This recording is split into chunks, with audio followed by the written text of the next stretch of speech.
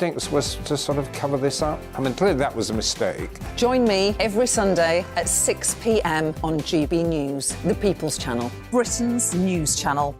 Hello there, it's Eamon Holmes here from Breakfast on GB News. We're not just on your television and your screens, you know. We're on DAB plus digital radio, so you can listen to your favourite shows on the move. If you've not yet listened to GB News Radio, it's very simple. We're on your radio player and TuneIn apps, on your smart speaker, phone or tablet, or online at gbnews.uk. Take us with you wherever you go. GB News Radio. You never have to miss a moment of the People's Channel.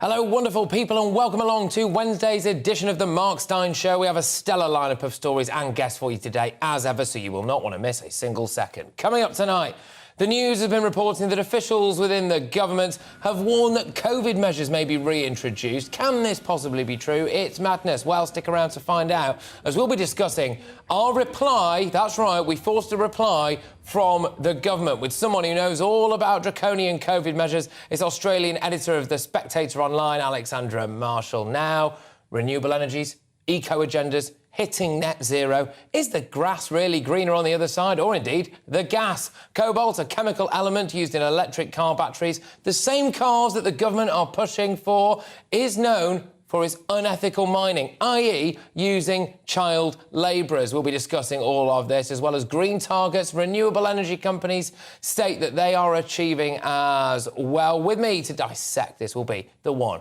the only Lois Perry, director of Car 26. Fantastic. Plus, why did Germany explode into violence yet again on New Year's Eve? Any ideas, anyone? I bet you didn't see that in the news, did you? We'll be digging into that with our European correspondent and legal philosopher.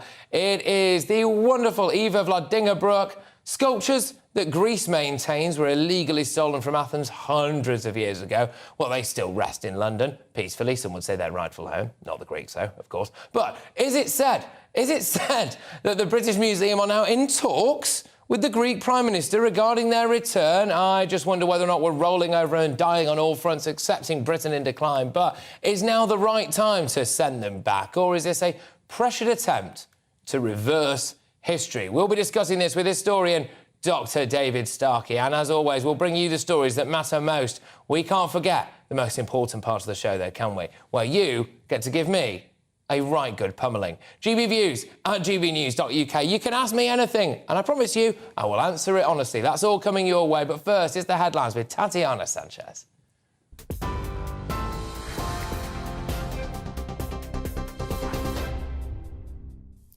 Patrick, thank you. This is the latest from the GB newsroom. In his first major speech of the new year, Prime Minister Rishi Sunak set out his government's 5 key priorities. He pledged to halve inflation, grow the economy, stop illegal immigration, reduce the national debt and cut massive backlogs in the NHS. He even told the public to hold him accountable if those waiting lists in England do not fall in 2 years' time. Those are the people's priorities. They are your government's priorities, and we will either have achieved them or not. No tricks, no ambiguity. We're either delivering for you or we're not. We will rebuild trust in politics through action or not at all. Shadow Education Secretary Bridget Phillipson said Labour also have plans to tackle the small boat crisis. We do need to see action to clamp down on those criminal gangs that exploit people, and we would make sure that we're setting up a new part of the National Crime Agency to take action and to make sure that people are not making that journey, which, you know, as we've seen all too often, ends in tragedy. The Royal College of Nursing accused Mr Sunak of being detached from reality following his speech. Its leader, Pat Cullen, says the pressures being felt by the NHS could not be blamed on COVID or the current high levels of flu cases. She says health leaders believe that staff shortages are the root cause of the issues. Nurses are preparing to go on strike again later this month after joining the picket line for the first time in the RCN's history last month. The Prime Minister also touched on the ongoing rail strike, saying his government's door is always open for dialogue with unions. It comes on the second day of the first of two 48-hour strikes by rail workers, with over 40,000 RMT members walking off the job over paid jobs and conditions. Train drivers in the ASLEF union will strike tomorrow, followed by a second 48-hour RMT strike on Friday. And author Faye Weldon, best known for her novel The Life and Love of a She-Devil, has died at the age of 91. She published more than 30 novels during her career, as well as short stories and plays written for TV, radio and the stage. She was also one of the writers on the popular 1970s drama series Upstairs, Downstairs. Her family say she died peacefully in her sleep this morning. TV, online and DAB Plus radio. You're with GB News. Now it's over to Patrick.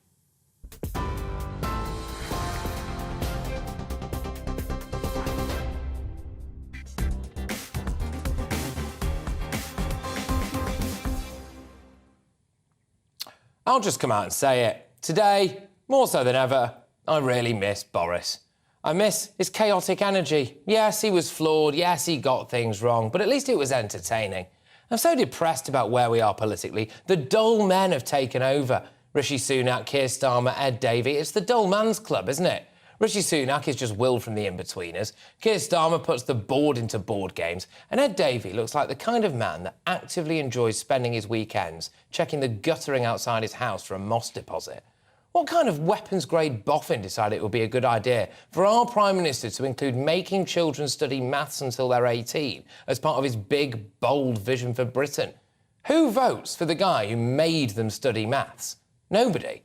Our country is being led by a SWAT. Forget spreadsheet Phil, we've got Sudoku Sunak. He outlined his 5-point plan today. The fact is, you can actually just condense that into a 3-point plan, sort out the economy, cut NHS waiting lists and stop illegal boat crossings. Well, inflation is probably going to go down anyway. The NHS won't be in its annual winter crisis in a couple of months' time, and nobody believes he'll get to grips with the Channel crossings. People don't trust Rishi.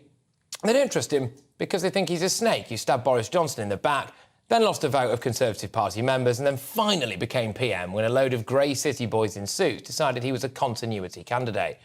This country doesn't need a continuity candidate. It needs someone with balls, someone with vision, somebody with a personality.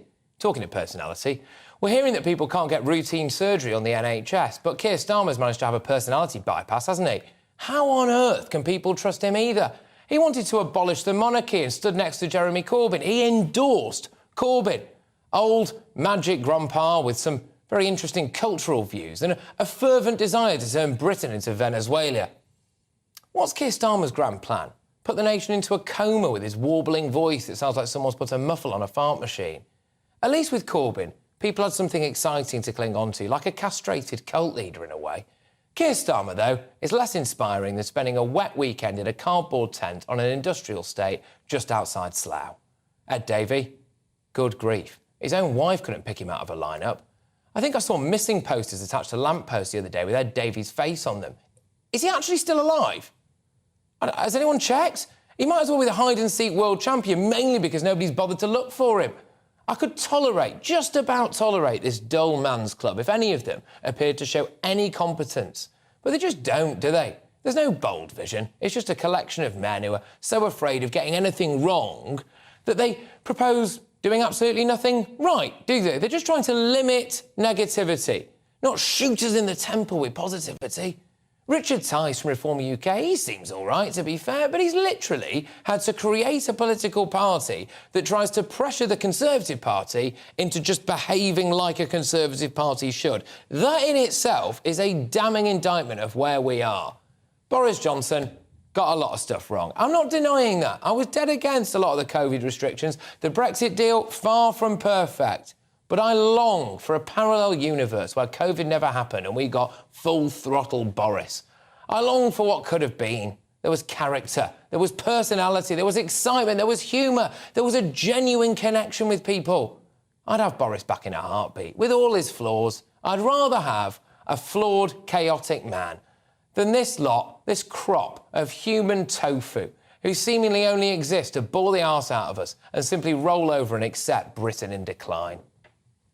Well, those are my views. With me to talk about this is the Australian editor for The Spectator Online, Alexandra Marshall. Alexandra, thank you very much. We're going to talk a bit about personality. We're also going to talk about our worrying noises coming out anyway, that we might dive headfirst back into some kind of full-throttle COVID restrictions. Alexandra, first and foremost, though, why are we being led by a bunch of dullards?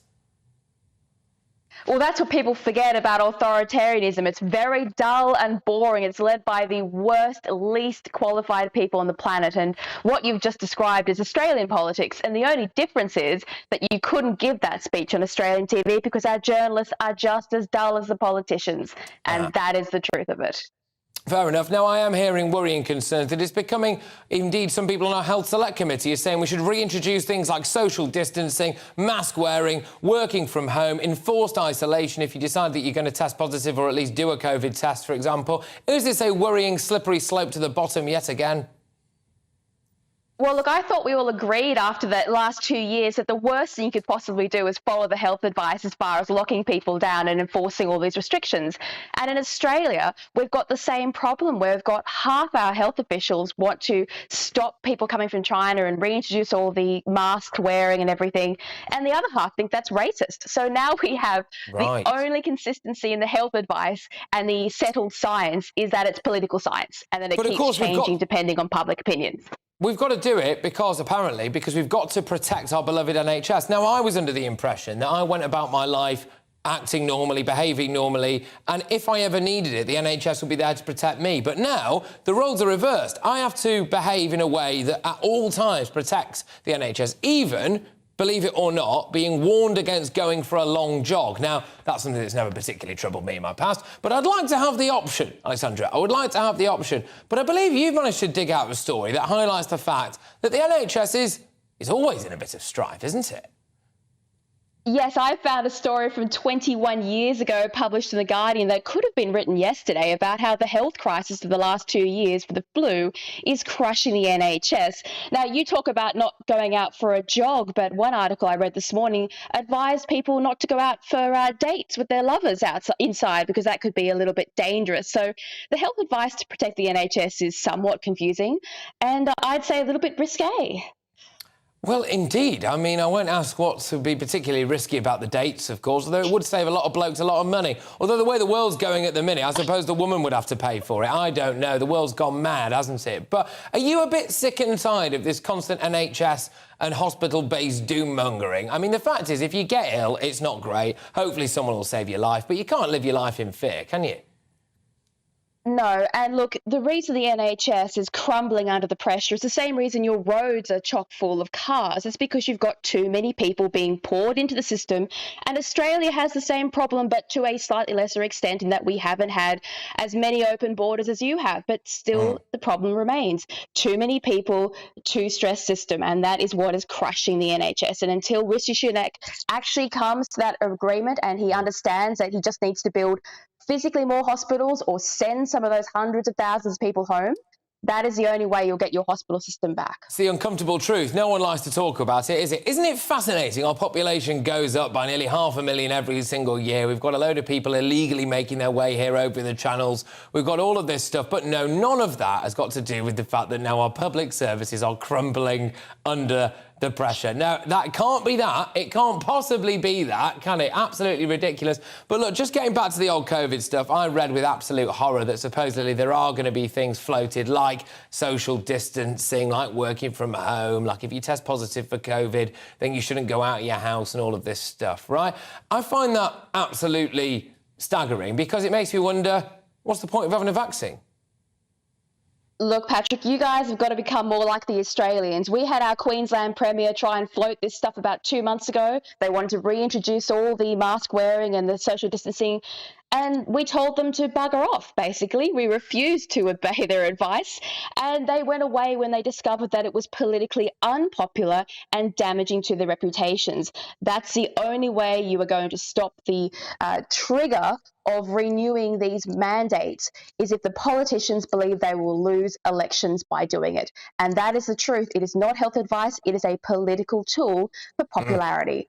Yes, exactly. And of course, in case you happen to accidentally mishear what Alexandra said there, they told them to get lost, didn't they? That's what they said. Those are the exact words, get lost. Nothing else, nothing beginning with B. OK, right, now, do you believe them when they say, we've got a statement here, I want you to react to this, right? So this is a government spokesperson, right? So we put to them about these COVID restrictions that they're definitely not planning on reintroducing, right? The Department for Health and Social Care, a spokesperson, says, it is inaccurate to say that we are considering implementing any such measures. We are working hard with the NHS to tackle the pressures faced this winter. We are working tirelessly to ensure people get the care they need. But what is fascinating, actually, and it isn't in that statement, is that they sent a little bit more guff over. It's one of our producers here that had the infamous words, we are always monitoring the situation, right? Do you believe a single word that they happen to say there? Do you believe a single word they say there when it comes to the fact that we're not considering it? I don't know. Did you believe 2 weeks to flatten the curve in the 2 years of COVID that we endured? No. Well, no, absolutely. That's sombrero. Good grief. Do you remember the sombrero? Yeah, absolutely. No, shocking stuff. Look, thank you. Can I just... a single word of it, that's for sure. No, and this is something else, just very lastly as well, actually. I gave a bit of a diatribe earlier on about how depressed I am about how boring British politics is at the moment, right? And I just feel as though the lack of trust is there. We're being asked to trust that Keir Starmer is not going to behave like some kind of rabid commie socialist when he takes over, despite the fact that he obviously endorsed Jeremy Corbyn, didn't particularly like our monarchy for, as far as I can tell, the vast majority of his life, until quite recently when he was offered a knighthood. And then we've got Rishi Sunak over there, a guy who allegedly, anyway, stabbed Boris Johnson in the back and, you know, wasn't particularly trustworthy about any of the things that he actually initially came to power on. He only got power, of course, after being rejected by Conservative Party members and then a load of his mates having to prop him up. People just do not trust politicians, do they? No, we've got a whole generation of politicians who are, as you said, so boring, and they're afraid of their own shadows and run by opinion polls. And then we've got a press class that basically worship at their feet. And what we don't have at the end of it is good politics and good policies, because none of it is being stress tested before it gets put into place. And so there's no future for our political systems until we actually start getting some real debate going. And that will require both sides of politics to find their spines. And I don't see that happening with anybody sitting in the wings. It's so, as you said, depressing, but at least we have some good journalists coming up. That should liven things up a little bit. Like yourself. There we go. Fantastic. Look, thank you very much. Always an absolute pleasure, Alexandra. I must say, it's great to have you back on the show as ever. Alexandra Marshall there, who is the wonderful Australian editor of The Spectator Online. Right, I've got loads more coming your way. Don't you worry about it. It's action-packed here, because coming up is renewable energy, as green as it seems. And do the government and the big oil companies really care about the planet? Or are they just after those precious carbon credits? We have the director of Car26, Lois Perry, here in the studio, and that is coming your way next. And now, just a flash warning on this next video that we're about to show you. But why is New Year's Eve a violent gun-toting affair in Germany? We will have Dutch legal philosopher Eva Vladingerbroek to shed some more light on this. It's enriching, isn't it, just looking at that? Don't forget to send in your views, GBViews at gbnews.uk. Remember, it's Pummel Patrick time at the end. You can ask me anything and I will endeavour to answer it. GBViews at gbnews.uk. Don't you dare touch that dial, because I will be back in just a tick.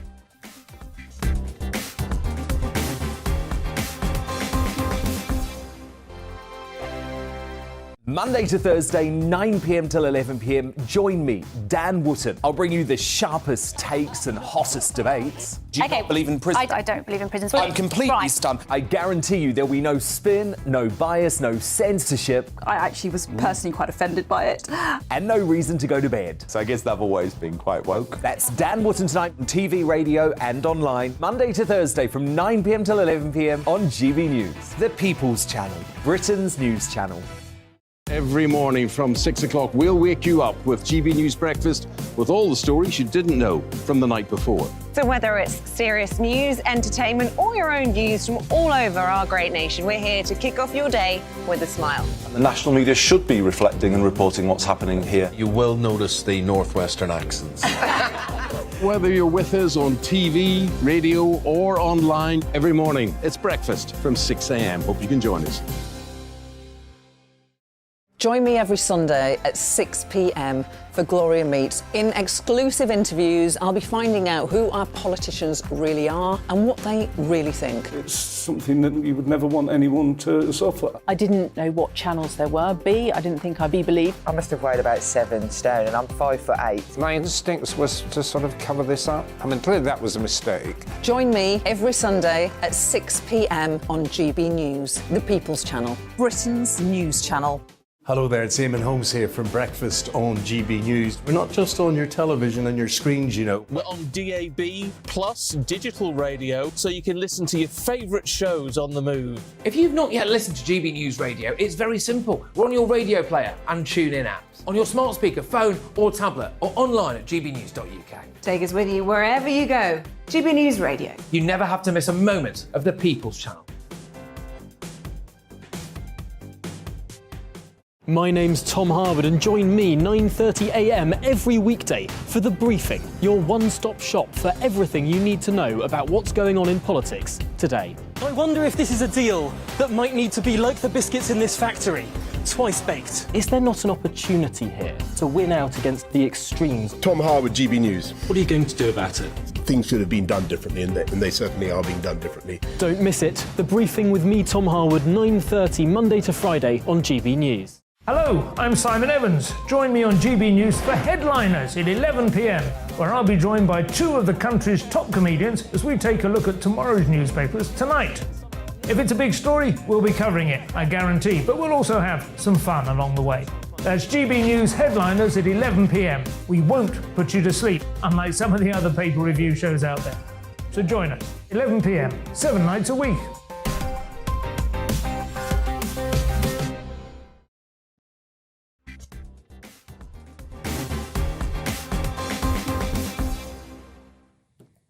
OK, welcome back, everybody. Now, before the break, I was basically asking you a little bit about whether or not you believe that Rishi Sunak will achieve anything that he set out earlier on in his 5-point plan. Judge Jules, who, as far as I'm aware, is a 90s DJ, said likely all 5 will receive various degrees of lip service, a bunch of fig leaves, to then be collectively spun as strong and stable delivery that is caused then in reality.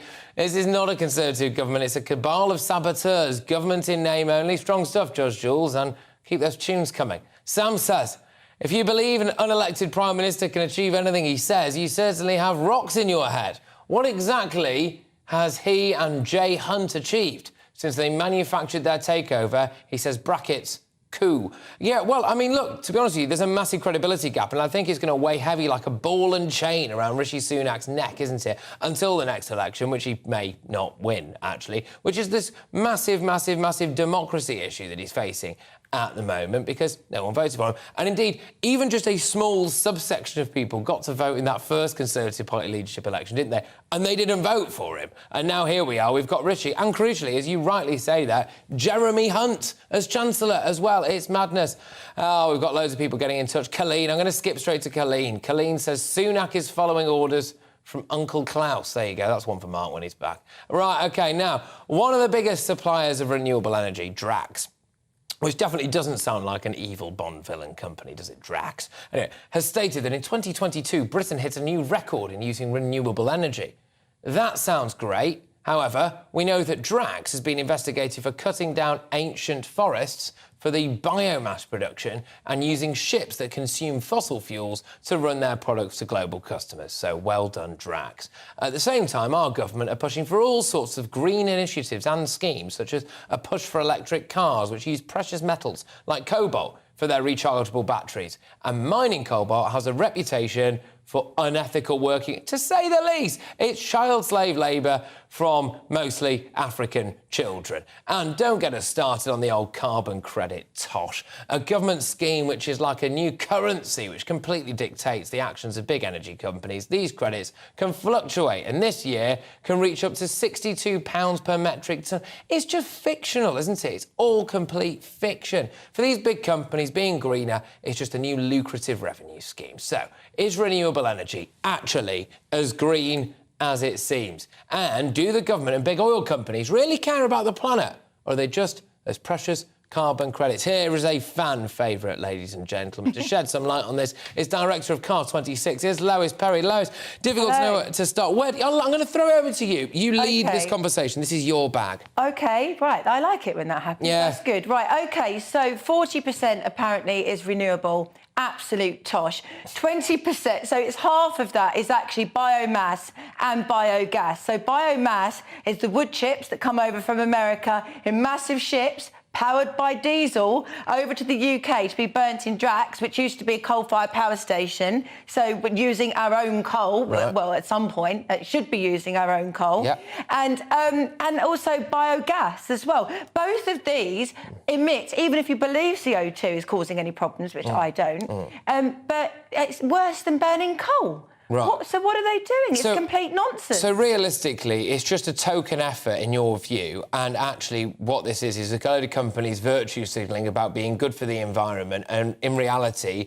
the methods that it's taking them to try to be good for the environment are actually worse for the environment than the stuff we're doing now. Absolutely, but they are paid 100 to 200% more for renewable energy. So that will include wind power, solar, and also the biomass and the biogas. So that's 100% to 200% over and above the market price, the set market price for energy. So they're paying that. So they're making money off the taxpayer for being subsidised for being, quotes, green with their technology, when in reality it's not that green. But they're not getting the money from the government as such because it's going straight onto our electricity and energy bills. Right. So actually it's the reverse Robin Hood, and the speculators in the city absolutely love it because you're literally taking from the poor to pay the rich. The only people making the money are the wealthy landowners, the city speculators, and also the Chinese coal mine people and the precious minerals and stuff that go into these wind turbines, because basically, you know, it's all going on our electricity bills, and the poor disproportionately pay much more for their energy, obviously. It's really, really disgusting what's going on. So I suppose at one level you could argue that maybe this is just really terrible government or a terrible idea that's not being put into practice well.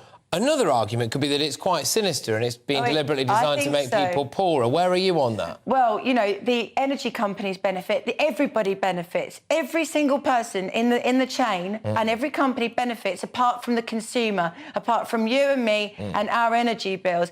And they talk about, you know, wind turbines and everything and making energy. You know, there was a great fanfare in November when the biggest battery storage facility in Europe was opened in this country, so you've got 50 massive, great big batteries in the size of a football pitch. Do you know that this whole thing, if it's full to capacity with energy, is 4%, hang on, what was it? 1% of what we need in the UK for 4 minutes. Really? Yeah, but you know why? It's still worth them doing it, because we have to pay such over the odds by law, well, as I say, 100 to 200%, that it's actually worthwhile them doing it. They can still make billions and millions of pounds. One of the things that staggers me as well is some of the materials that we need for our electric cars, or even just, frankly, for our mobile phones and stuff like that, are mined out of the ground by essentially enslaved African children, in some senses, they're not essentially enslaved. They are slaves. Really. I mean, if you're a little kid and you're in a mine and you're working, they're using their bare hands. It's grim.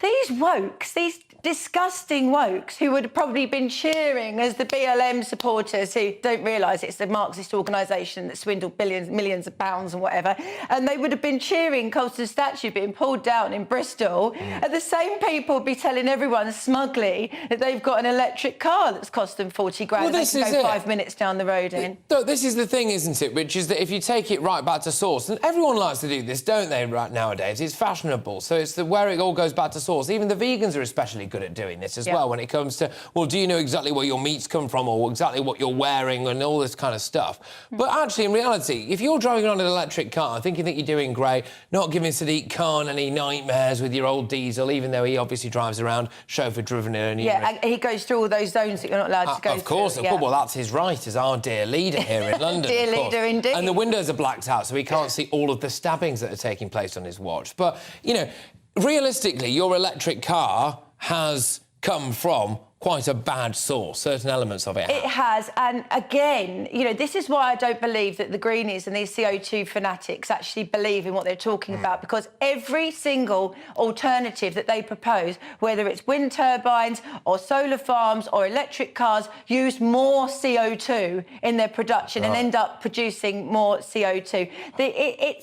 It's a scam. Is that true then? Is that? No, absolutely right. Yeah, Okay. I mean, the wind farms in 2020, actually, the real figure was that they only produced 4% of all electricity. It's not real. It's not good enough. It's not. Well, you're saying it's not sustainable. They're supposed to be sustainable, but it's not. It destabilises the grid as well, because it's so intermittent, the energy that's produced, it actually destabilises the grid, and that's why they're talking about blackouts.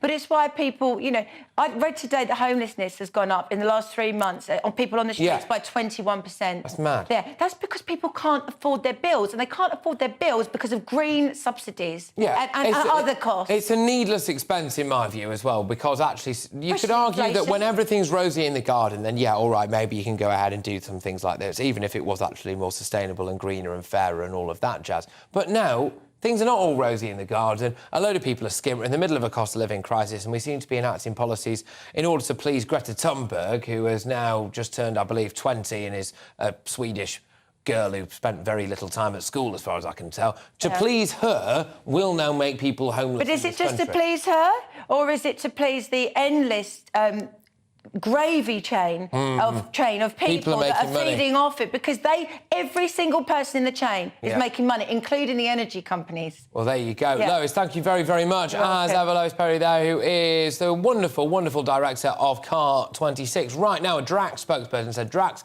has a world-leading biomass sourcing policy, and the biomass we use is highly regulated to ensure compliance with UK sustainability standards. There we go. Coming up, Berlin could, of course, been confused with a war zone on New Year's Eve, with explosions and gunshots lighting the city on fire. But you won't really have clocked this in the vast majority of the media, will you? But why, I wonder? And who is doing this? Dutch legal philosopher Eva Vladingerbroek will answer these very, very pertinent questions, and that's coming your way next. And later, we'll be talking to Dr. David Starkey about the controversial Elgin marbles that Greece are demanding back from Britain. And don't forget, you have the Pummel the Patrick section at the end of this show. Keep your questions coming in. I will answer anything. gbviews@gbnews.uk. Put the kettle on. I'll see you in a few.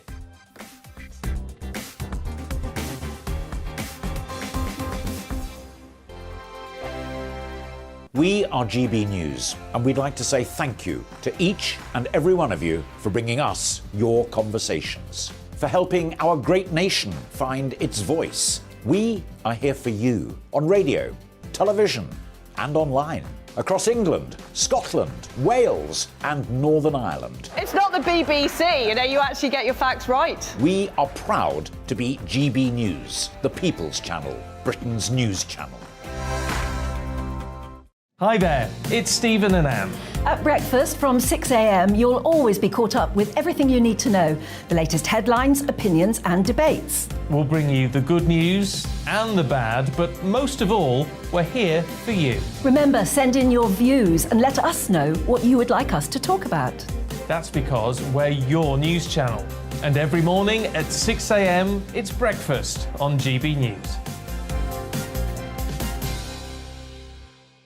Monday to Thursday on GB News, it's Bev Turner Today from 10 a.m. We're going to be here for you, our GB News family, to keep you up to date, but also make you smile. The guy went from puberty to adultery. And I can't wait to bring a few of my own opinions. I have no time for cultural totalitarianism. We'll engage in passionate, but always polite debate, with your thoughts and opinions at the centre of it all. Only on GB News, the People's Channel, Britain's news channel. Join me, Nana Akue, Saturday and Sunday afternoons on GB News. Expect fiery debate and passionate discussion as me and my panel tackle some of the biggest topics hitting the headlines. It's a place for everyone's opinion. No one gets cancelled, but no one gets an easy ride. Oh, she's on it today! Be ready for conversations that are fierce, frank, and of course, fun. Every Saturday and Sunday afternoon from 4 p.m. on GB News, the People's Channel. Join my show Farage, 7 p.m. till 8 p.m. Monday through Thursday, and there you will get opinion, analysis, debate, and I'll cover stories that nobody else dares to touch. You've been cancelled. Join the club. Oh my goodness me. And then for the last 15 minutes, talking pints. We're over a drink. We have a civilised conversation with someone. We very often disagree, but we do it in a grown-up way. Come and join me on Farage. We are GB News, the People's Channel. And right across the United Kingdom. You can find us on Sky Channel 512, Virgin Media Channel 604, Freesat Channel 216, Freeview Channel 236, and YouView Channel 236. You can also take us with you on DAB Plus Radio, with the GB News app and at the website gbnews.uk. We're absolutely everywhere. Come join us on GB News, the People's Channel, Britain's news channel.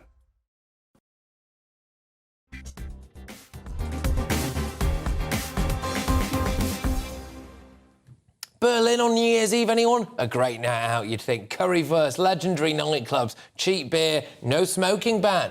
Well, not quite. Complete anarchy was reported, not just in the capital, but many other cities across Germany as well. Gunfire, mass firework battles between gangs of youths, apartment blocks set on fire, barricades set up in the street, police and the fire brigade lured into ambushes by false call-outs, hundreds of arrests, and dozens of injuries and sexual assaults as well. The list goes on. It was so bad that burnt-out cars and buses still litter the streets several days later, as Die Welt reports here. Well, let's get into exactly what's been happening over there with the wonderful Eva Vladingerbroek very, very soon. But first of all, let's have a look at some immediate reaction from the streets, as it might just give you a clue as to exactly what went on. Let's have a look, shall we? So ist normal, Bruder. Ich komme aus Syrien. Ich habe Krieg erlebt. Also das war für mich normal. So ein bisschen Heimatgefühl, weißt du? Ja.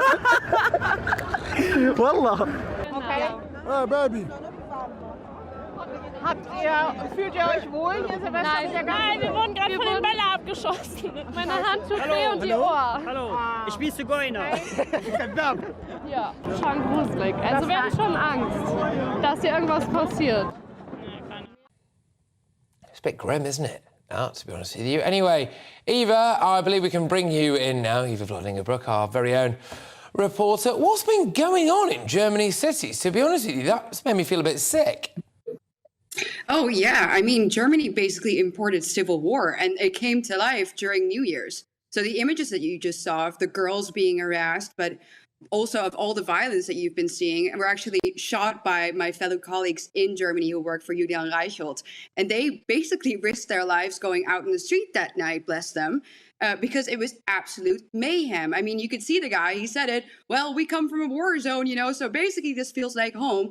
And that type of war rhetoric is really what we should use to describe this story, because these people behaved as if they were at war with their host country. Because let's face the facts here, the people who were carrying out these attacks, who ambushed the police, who actually, you know, had actual targeted ambushes against firefighters and other law enforcers, were all people coming from migrant areas. So there you go.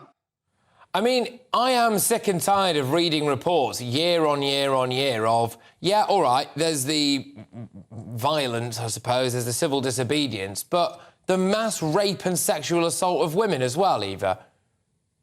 Yeah, I mean, we've seen this before in Germany. We've seen it obviously in 2015 in Cologne. I mean, this is nothing new, or should I say this is something new in the recent decades, because obviously this didn't happen in Germany in the 1950s, but now it just seems like every year over and over again, when there's usually a time to celebrate, these migrants take the opportunity to raise and plant their own flags basically in our countries. And the thing is I'm sick and tired of it too. And I'm sick and tired of the fact that nobody talks about this ever in Europe, apart from maybe, you know, people like you and people like me. But I feel like now really, even in Germany, you know, they talked 3 weeks ago, the whole media was filled with stories about a so-called far-right coup for which they had to patrol 3,000 police officers to arrest 25 people. Well, this seems a bit worse to me. This seems like a bit more of a threat. Yet in the rest of Europe, nobody speaks about this at all. I mean, I'm just seeing images there of what appears to be men firing guns off. And as we've just heard from and witnessed in that little video before I brought you onto the screen, Eva, women just being openly sexually harassed on the streets. Why is it deemed unreportable, this stuff? Is it just unfashionable? We wouldn't want to stoke racial tensions, would we, Eva? No, we wouldn't want the people who have this on their conscience, the people who let all of these men from archaic societies into our countries at fast rates. You know, we wouldn't want them to be held responsible for the policies that they push, would we now? And that's, of course, the reason why the mainstream media doesn't talk about it. And especially in Germany, you know, a country that is filled with white guilt, people are very, very afraid to talk about this. But, I mean, this has been so out in the open, so to say, in Germany, that even there now, people are slowly starting to speak up a little bit. And even the Minister of Interior Affairs from the Socialist Party had to admit, well, we do have a bit of a problem, that's kind of how she phrased it, with people coming from certain migrant groups. And you know what I would say? That's too little, too late, right? We need to see actions, not words. And I wonder if we're going to see it, especially in a country like Germany. I find it absolutely staggering that there isn't more of a push and a desire to stop women being sexually assaulted on the streets. I mean, I just find that surely the first role of a state is to protect its own citizens, no? Yeah, you would think so, especially the weaker, especially the women. But according to our establishment, our rights don't matter nearly enough as the rights of these migrants, or not even rights, you know, they come illegally as well. It shows that they don't really care about us whatsoever. And the first ones to be the victim to that are indeed young women. And we've seen it in Cologne in 2015. This, what you saw here, did not need to happen, but it happened because of conscious choices made by the political establishment there and in the rest of Europe. No, indeed. And I mean, the thing is that my concern would be that this breeds out and that it isn't just, you know, members of certain communities doing it. I suppose the lawlessness spreads as well, doesn't it? It's not just people. It's not only people from one specific community, is it? Well, not only, but what if you have a predominant group who does it over and over again? You think you would raise an eyebrow, right? You would think maybe we should close our borders. Maybe we should at least know who comes in. Maybe we should send people back who do these types of things who don't belong here in the first place. So instead of focusing on the few exceptions that you have that don't do this, maybe look at the bigger problem and just face the facts, right? So I think that would be a great start. Yeah, I mean, I think it's a little bit of a difficult one, isn't it, in some senses even, because obviously you've got legal immigration, then you've got illegal immigration. I suppose by definition it might be quite hard to tell exactly who is doing some of these things in some senses there. But what's the reaction from people on the ground like? You know, you kind of locals who were maybe born and bred in places like Cologne or Berlin. Are they getting increasingly frustrated? Oh, I think so. I mean, what you saw in Berlin this time, you know, you just go online and look at the footage that's been spread. It's wild. It looked like a war zone. So, of course, a lot of people now can't really put their heads in the sand. You know, when this happens right in front of your eyes, when your streets are on fire, when police officers are attacked with fireworks, when in this case we had firefighters who were actually ambushed, you know, with false call-outs. Those types of things didn't happen before. So slowly but surely, I think people in Germany will have to see the sad reality of what at least their major cities have turned into. Just lastly, do you think this is Angela Merkel's legacy? Wir schaffen das was the biggest lie of our time. OK, fair enough. Eva, thank you very much. Eva Vladingerbrook there, who's just been reporting on something, really, that you will not see, frankly, in the vast majority of media, because it would probably be a little bit inconvenient to report it, wouldn't it? But there you go. Right, coming up next, people, 200 years after the Greeks kicked out the Ottomans, is it now finally time for us to return those marbles that Lord Elgin acquired from atop that famous Acropolis? Or would this actually be yet another defeat for us in the culture wars? The legend that is David Starkey is with us. There he is, good chap. He'll be dispensing his infinite pool of wisdom all over us on this issue. Don't go anywhere.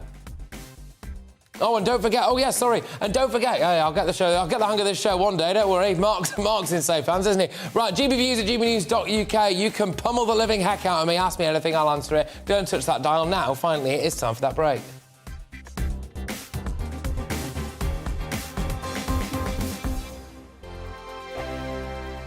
Monday to Thursday nights on GB News. At 6, it's Deebs & Co. 7 o'clock, Farage. At 8, join Mark Steyn. And at 9, Dan Wootton Tonight, followed by Headliners. on TV, radio and online.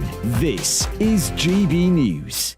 Here on GB News Live, we'll be keeping you in the picture, finding out what's happening across the country and finding out why it matters to you. We'll have the facts fast with our team of reporters and specialist correspondents. Wherever it's happening, we'll be there from 12 noon on TV, radio and online. GB News, the People's Channel, Britain's news channel. Hello, I'm Michelle Dewberry and you can join me every weekday 6 till 7 on Jubes and Kerr. Me and my panel will get stuck right into the day's events and I can tell you, in fact, I can warn you, expect some robust debates, some strong opinions and perspectives from both sides of the fence. It's about you at home as well. I love to read out all of your comments, or at least as many as I can. So join me, Michelle Dewberry, Monday to Friday, 6 till 7 on Jubes and Kerr. We are GB News, the People's Channel. Why not take us home with you by visiting the GB News shop at gbnews.store. You'll find all the official merchandise, a really good present actually for yourself, your friends or your family. We ship across the UK mainland at no extra cost. GB News, the People's Channel. I'm Mark White. As GB News Home and Security Editor, I cover those key issues that are so important to you. Our authorities, our communities doing all they can to combat violent crime. With the public services under unbearable strain, why are we still failing to control our borders? Defence, the first priority of any government, has been continually hollowed out. Can we trust our politicians to protect the armed forces? Join me, Mark White, on GB News.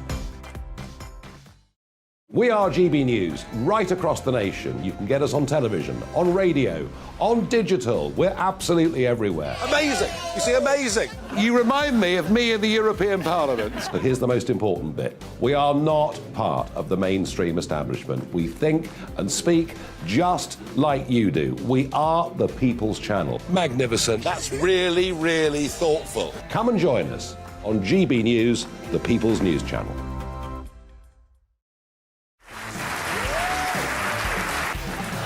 My name is Andrew Doyle. Join me every Sunday evening at 7 p.m. for Free Speech Nation. This is a show where we address current affairs and news stories of the week with the help of two wonderful comedian panellists. I brought in comics because I want to give it a lighter edge, and also they work for less. See you there.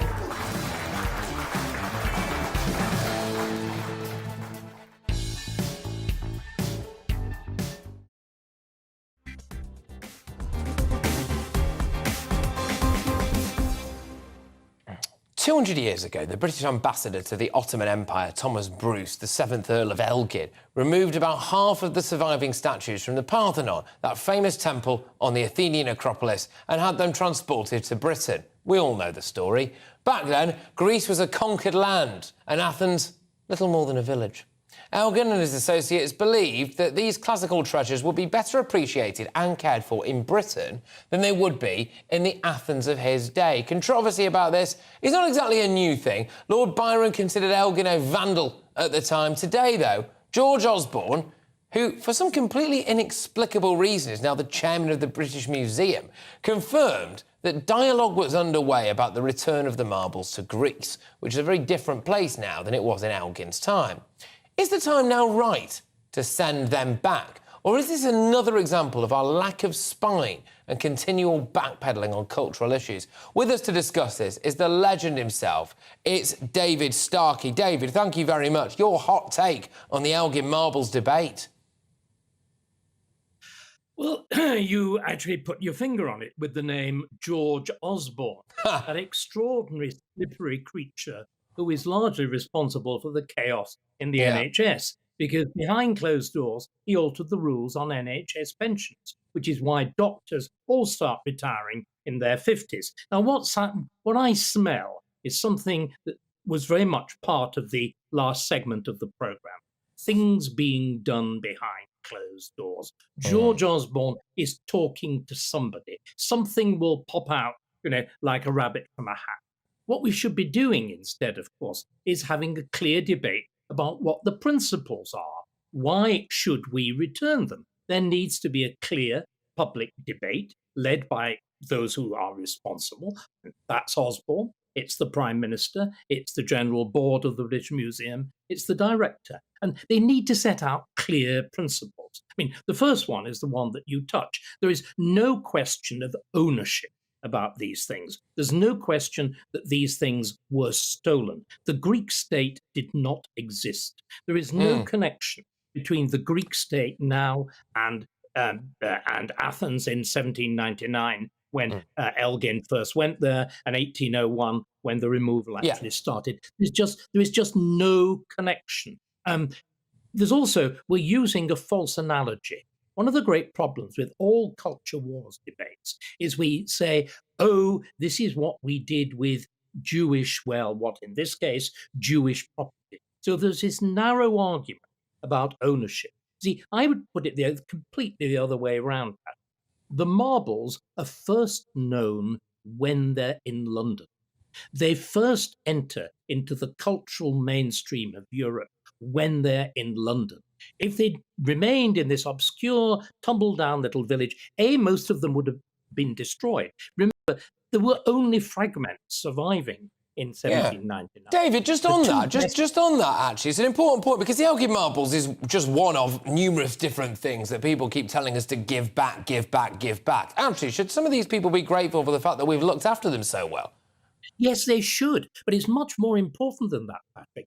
As I said, these things become part of the general culture of the world, not when they're left neglected, crumbling, being chipped away, being burned for lime in an obscure village on the edge of the Ottoman Empire. They do it when they're brought to the cultural centre of the world in London. And it's not just the same with the Elgin marbles. It's the same with the Rosetta Stone. The Rosetta Stone was a corner of a stable when it was found in Egypt by the French. It's then there's this struggle between the French and the English to set up a world museum as well as a world empire. We win. It's brought to London, and it's French and it's English scholars who decipher it, not Egyptians. The whole of the Egyptian task is invented in Europe. The Benin bronze that everyone's going on about, they only matter because they're brought to London. But is this all part like Picasso, and they go back into the mainstream? So should we be talking about cultural property? And the culture is here, it's European. The history of the world is invented here in Europe, and particularly in London. Yeah, exactly. But is this all part of Britain losing its spine as well? Britain in decline. The idea... I mean, I'm not being... Look, I'm half Greek Cypriot, right? So, you know, I've got a little bit of skin in the game, but I'm based here. Who are the Greeks to tell us to give this stuff back? Well, again, it's also... shall we be really truthful about this? There are two issues. One is there is a sort of false claim by the current Greek state to be the continuous descendants of the world of Socrates and the world of Plato and of Aristotle. It's not true. The second thing is, do you know what? It's tourism. They simply want the things for tourism. In the same way that the Egyptians want it for tourism. The Nigerians want it for tourism. Sorry, this is not a serious argument. The serious argument is these things became part of world culture that transforms how we think, how we see, how we believe in London. They belong in a great cultural centre, not in these obscure, rat-infested corners of the world. David Starkey, thank you very, very much. The legend that is Mr. David Starkey. Great stuff. Right, OK, so it's not Stump the Stein because Mark Steyn is still recovering, although, watch this space, people, watch this space, OK. It is instead Pummel the Patrick. That's right, so all of you have been ferreting away and you've been emailing in gbviews and gbnews.uk with a variety of different questions designed to pummel the living heck out of me, which is great stuff. Right, so Susie's been on. What would you do to save the NHS? Susie, I think it needs root and branch reform. Fundamentally, it needs to be there to protect us, not the other way round. And there are far too many people in the NHS who, in my opinion, are overtly politically motivated. It is, frankly, I would argue, in their interest to let it crumble in order to further their political agenda. I would also have a severe culling of a variety of the middle managers there, and I would hold them all to account. I would conduct an incredibly thorough audit into our NHS and exactly where all of this money is going, because the amount of money we're pumping into it for the quality of service that we're getting, I would get rid of the diversity managers, I would get rid of the people who were there, directors of lived experience on 150 grand a year. I would stop all of that. I would give people like the nurses a slight pay rise. They're not 19%. I'd give them a little bit of a pay rise. I tried to make it more of an incentive, basically, for them to remain in the profession. Sean has said, favourite colour of tie you like wearing whilst on GB News? Well, actually, Sean, my favourite one is one that nobody else likes. It looks a little bit like your nan's wallpaper, but I've been banned from wearing that by my girlfriend, who tells me I look like a mug. Terry says, very quickly, Pat, good show. The men in suits are playing social engineering. Do they think we are lemmings? Well, hopefully not. I frankly think that actually people are waking up now, left, right and centre. And I miss the character of Boris Johnson. I don't necessarily miss everything that he stood for, of course not, but goodness gracious me, how utterly, utterly dull is the current crop of our political class. The wonderful Mark Dolan is here covering for Dan Wootton this evening. What have you got for us, Mark? A brilliant show, Patrick. Well, will Rishi Sunak's 5-point plan buy him another 5 years at number 10? My verdict in my big opinion monologue, that's next. Oh, wow, we're not going to want to miss that, people. Thank you very much. Right, Mark Steyn will hopefully be back on your screens very, very shortly. Can I just say thank you very much, everybody, for allowing me to fill in for the great man himself. It means a lot to have your support. I know I'm not Mark Steyn, but you know what? He'll be back soon. As Mark Steyn would say, though, make sure that you stay safe, stay free. Hello again, it's Aidan McGivern here from the Met Office. Mild for most of us through the next 24 hours. One exception, northern Scotland overnight, but it then turns cloudier all across the UK into Thursday with outbreaks of rain in some spots. We've got a brief interlude between weather systems, one low moving away to the east, one low approaching from the west. And in between, some clear spells with winds easing as well. So clear spells for the Midlands, Eastern England, North East Scotland, and actually it's across North East Scotland with those clear spells and with lighter winds that we'll see a touch of frost first thing Thursday. Showers generally in the north easing overnight. They'll take some time, but eventually most places will be drier. But we look to the west, where Northern Ireland, Wales and the southwest will turn cloudier with some outbreaks of rain by dawn. Those outbreaks of rain move across the country. The cloud thickens across all parts after a bright start in the east. And it turns milder with these winds freshening from the southwest. So 11 to 14 Celsius generally first thing Thursday afternoon, and 5 to 6 Celsius for the northeast of Scotland, where